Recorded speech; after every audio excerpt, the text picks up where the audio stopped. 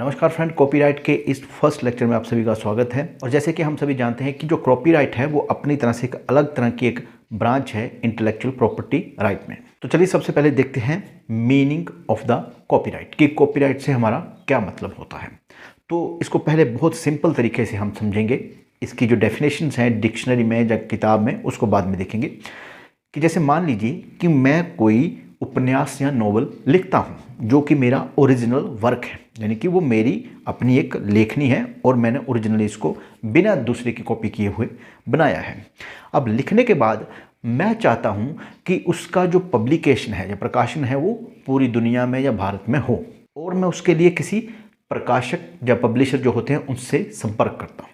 अब होगा क्या, अगर मैं उसको कॉन्टैक्ट करता हूँ तो वो कहेगा कि भाई आपने ये जो उपन्यास या नॉवल लिखा है इसके कॉपी का राइट मुझे दे दीजिए। तो एक तरह से कॉपी राइट मतलब इसकी नकल करने का अधिकार एक तरह से। क्यों? क्योंकि इसकी जो ओरिजिनल जो वर्क है वो तो आपका है और आपके नाम पर रहेगा, पर इसका कॉपी करने का यानी कि उस ओरिजिनल वर्क की ज़्यादा प्रतिलिपियाँ या ज़्यादा कॉपीज़ बेचने का जो अधिकार है वो मैं तभी एग्जीक्यूट या उसको कर पाऊँगा जब आप मुझे ऐसा करने का राइट दें।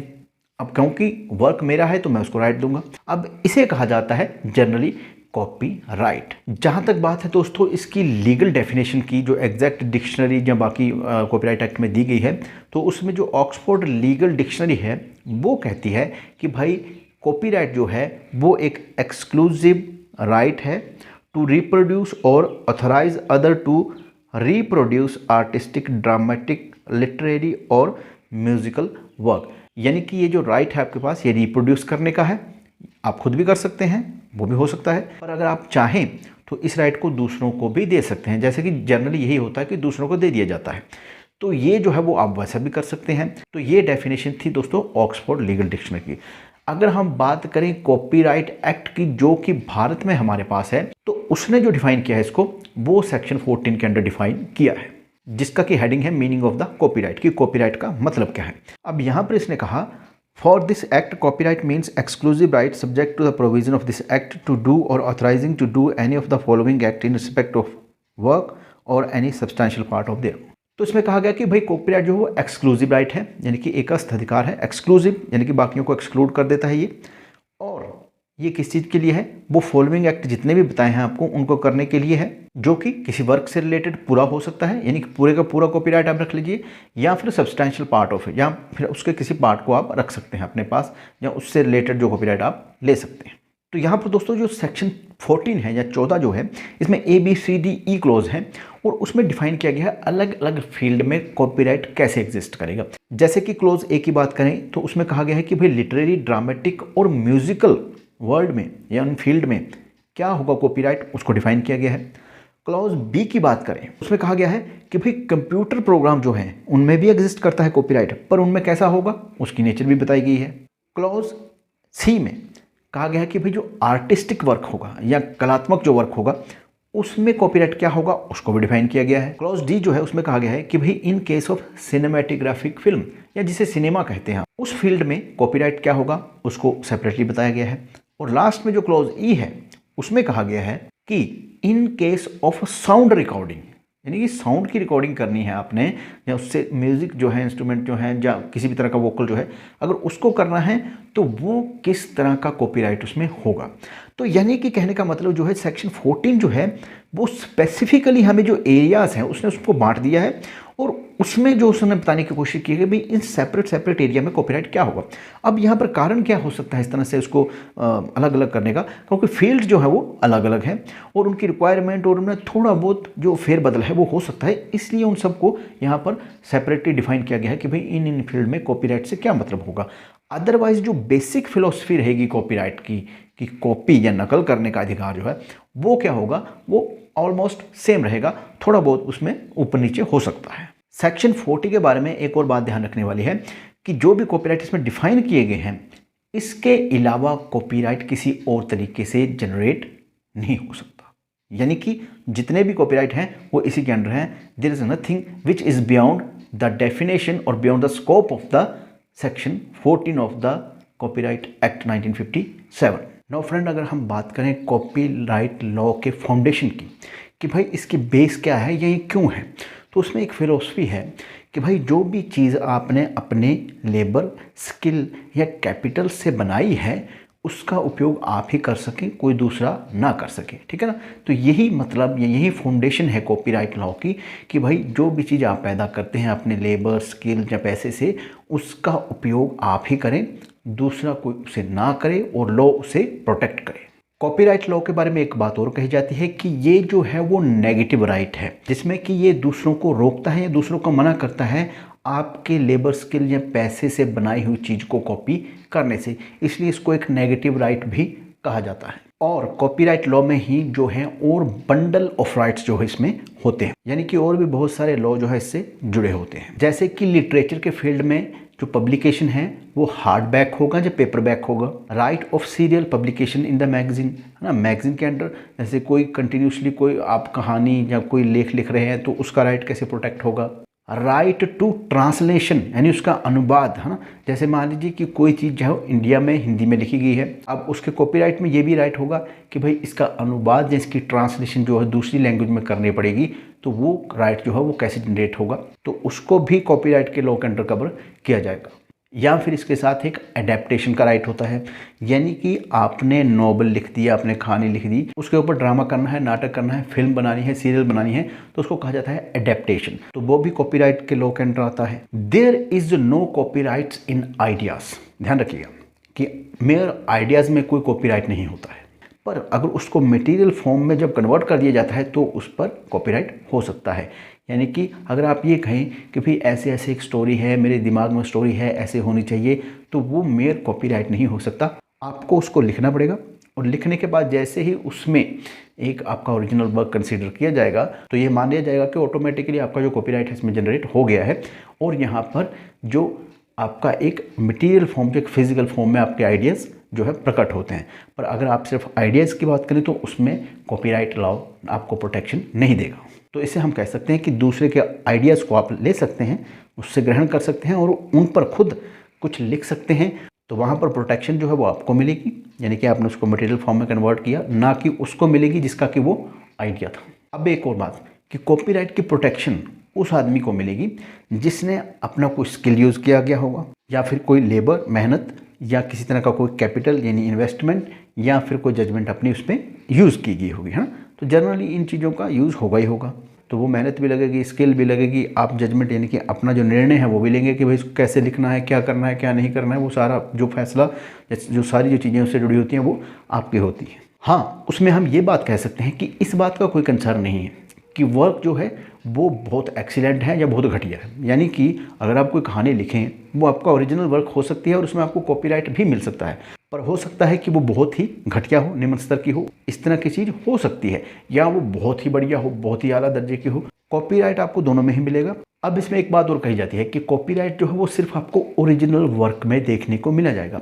तो यहाँ पर ओरिजिनल वर्क का मतलब ये नहीं है कि भाई कॉपीराइट आपका इन्वेंटिव होना चाहिए जैसे कि पेटेंट पे होता था, या नॉवल होना चाहिए, वो चीज़ नहीं है।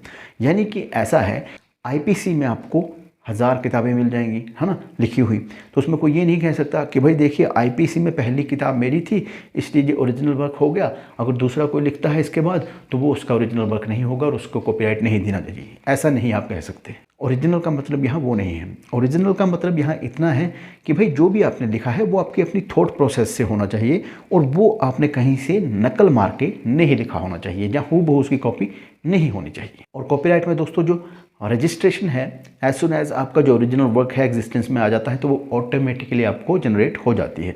उसमें रजिस्ट्रेशन करवाने की ज़रूरत नहीं है, पर हाँ रजिस्ट्रेशन की प्रोविज़न है और उसके कुछ बेनिफिट भी हैं। कॉपीराइट जो है दोस्तों वो आपका वर्क अगर इमोरल है, इलीगल, डेफेमेटरी या सेडिशियस है, या फिर किसी रिलीजन के खिलाफ है, या फिर कॉन्ट्रेरी टू पब्लिक पॉलिसी है, तब भी आपको कॉपीराइट की प्रोटेक्शन नहीं मिलेगी। नो दोस्तों, बात करते हैं हिस्टोरिकली जो कॉपीराइट लॉ है उसकी क्या सिचुएशन है।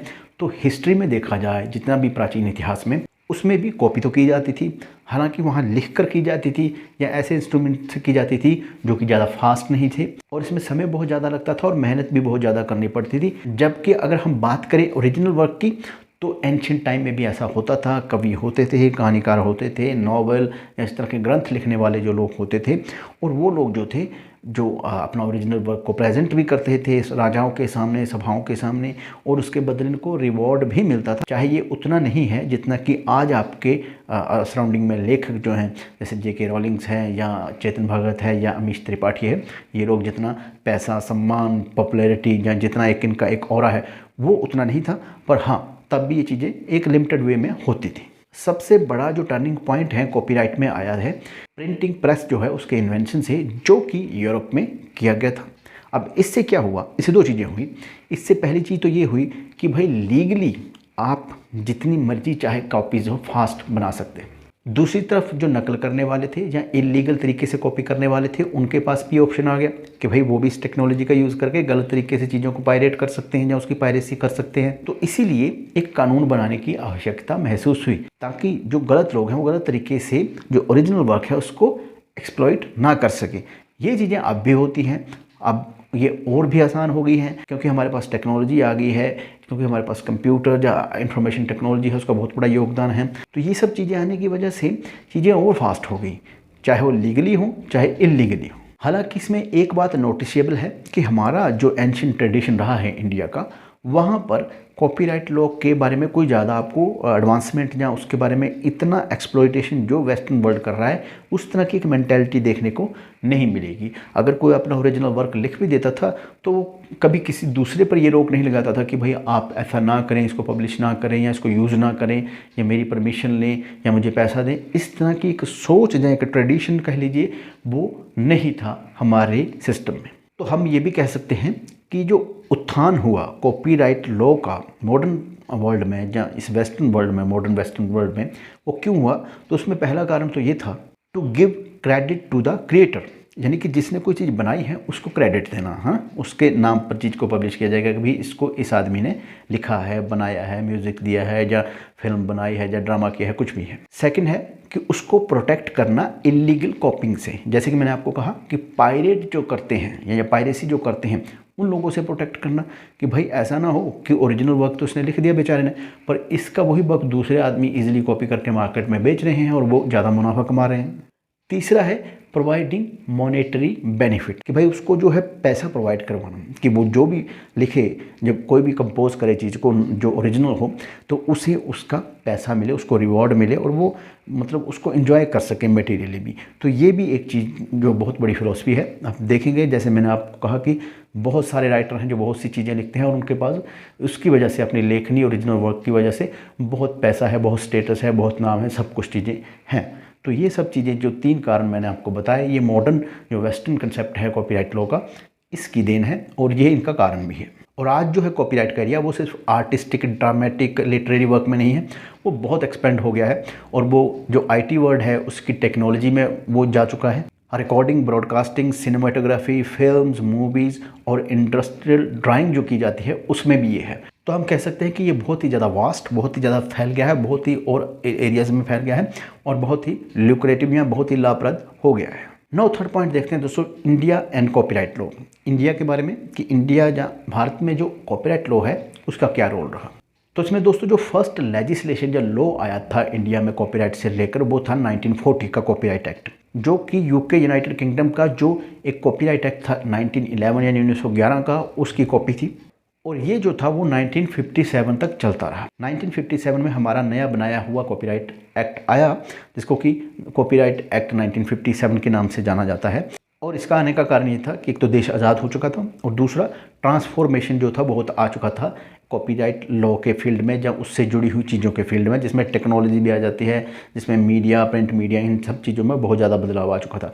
और इस नए कॉपीराइट में बहुत सारे नए फीचर्स जो थे वो ऐड किए गए, जिसमें कि establishment of the copyright office, setup of new copyright board, definition of the copyright जो थी उसको भी बढ़ाया गया, उसको भी एक्सपेंड किया गया, separate copyright for cinematographic film. तो यानी कि इसमें जो रोल थे वो बहुत ज़्यादा एक्सपेंड किए गए। और इस बिल को बनाने के लिए जो यूके का कॉपीराइट एक्ट 1952 था उससे भी बहुत चीज़ें ली गई। बहुत सी मिनिस्ट्रीज या मंत्रालय जो थे उनके सजेशन लिए गए और कुछ इंडस्ट्रीज और एसोसिएशन जो थी, संस्थाएं थी, उनके भी सहयोग लिया गया।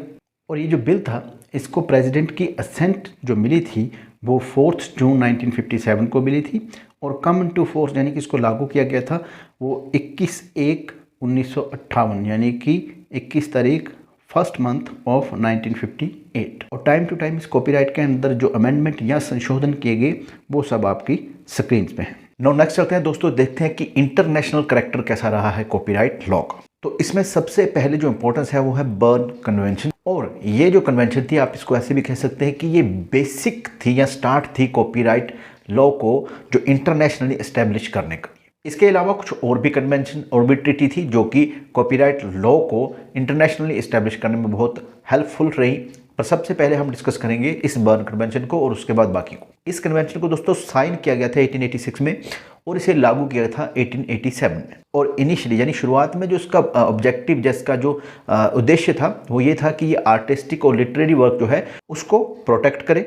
नो नेक्स्ट चलते हैं दोस्तों, यूनिवर्सल कॉपीराइट कन्वेंशन। इसको 1952 में अडॉप्ट किया गया था और 1955 में जो था इसको इम्प्लीमेंट किया गया था। और जहाँ तक इसको अडॉप्ट करने का कारण था तो वो ये था कि जो बर्न कन्वेंशन है उसको कुछ जो कंट्री थे वो हेसिटेट कर रहे थे, यानी कि हिचकिचा रहे थे उसको अडॉप्ट करने में।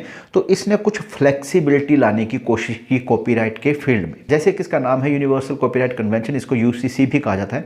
और इसका जो टास्क था वो ये था कि भाई आप जितनी भी कंट्रीज़ हैं उनको कोशिश ये करिए कि उनको कवर करने की कोशिश करें आप कॉपीराइट लॉ के अंडर। और इसकी नेचर जो होनी चाहिए वो यूनिवर्सल होनी चाहिए, यानी कि इस तरह से आप इसको बनाएं कि सभी जो कंट्री है या मैक्सिमम कंट्री जो है वर्ल्ड की वो उसको अडॉप्ट करें, फ्लेक्सिबल रखें इसको। यूसीसी को उन कंट्री पर भी अप्लाई करने के लिए कहा गया जो कि बर्न कन्वेंशन का पार्ट नहीं थी या जिन्होंने बर्न कन्वेंशन में पार्टिसिपेशन नहीं किया था। और दूसरे शब्दों में ये भी कहा जाता था कि जो यूसीसी है ये सब सर्विंग है टू द बर्न कन्वेंशन, यानी कि ये बर्न कन्वेंशन के पर्पस को ही फर्दर कैरी ऑन कर रही है। और ऐसा माना जाता है कि आजकल इस यूसीसी की इंपॉर्टेंस कम हो गई है क्योंकि बहुत सारी कंट्री जो है वो बर्न कन्वेंशन का पार्ट बन चुकी है। नेक्स्ट है दोस्तों रोम कन्वेंशन। ये भी इंटरनेशनल कन्वेंशन थी जो कि 1961 को अडॉप्ट की गई थी, जिसमें कि परफॉर्मर, प्रोड्यूसर, फोनोग्राम और ब्रॉडकास्टिंग ऑर्गेनाइजेशन जो थी उनको जो एक तरह से प्रोटेक्शन देने की बात की गई। तो यहाँ पर देखिए आप जो सिने कला या जो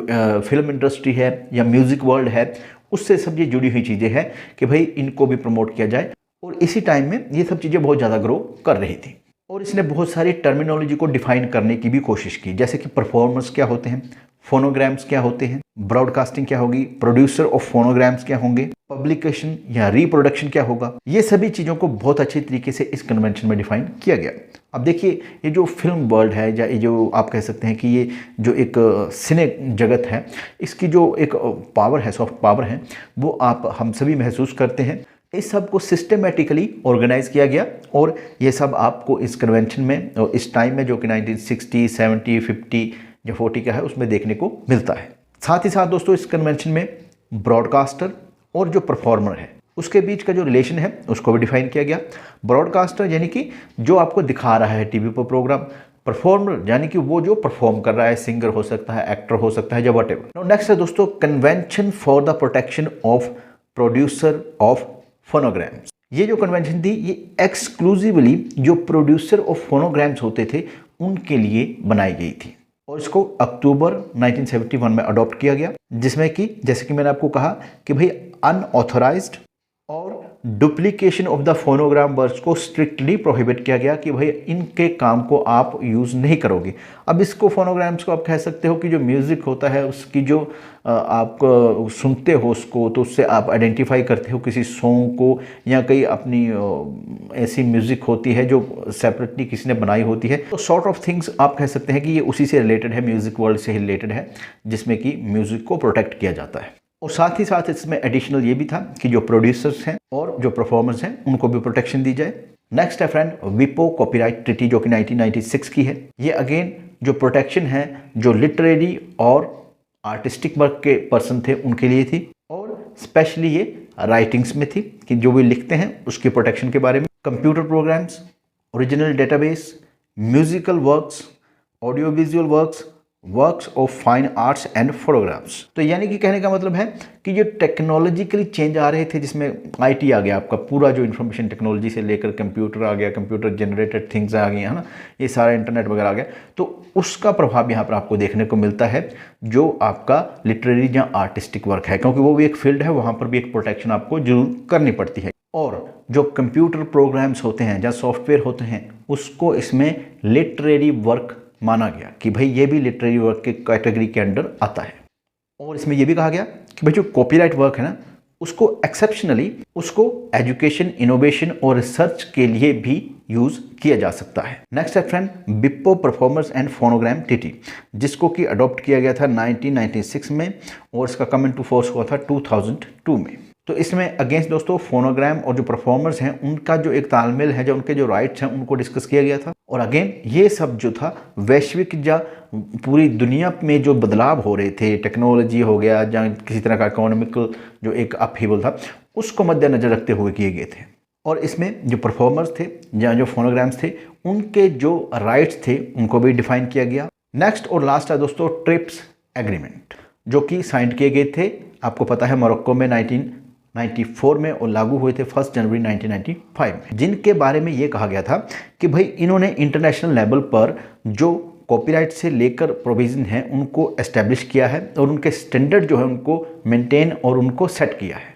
दूसरे शब्दों में हम कहें तो इंटरनेशनल लेवल पर जितने भी कॉपीराइट से रिलेटेड लॉ थे उनको इकट्ठा किया है, यानी कंसोलिडेट किया है और उनको एक मंच पर इजीली बताने की कोशिश की गई है, जिससे कि यूनिफॉर्मिटी यानी कि एक रूपता जो थी इंटरनेशनल लेवल पर कॉपीराइट के बारे में बनी। और साथ ही साथ इसमें यह भी रिक्वायरमेंट रखी गई कि जो कॉपीराइट लॉ है वो जितनी भी मेंबर्स नेशन है इसके ट्रिप्स के, वो स्ट्रिक्टली उसको फॉलो करें और उसका किसी तरह से उल्लंघन ना करें। तो यह है दोस्तों कॉपीराइट लॉ की एक इंट्रोडक्शन।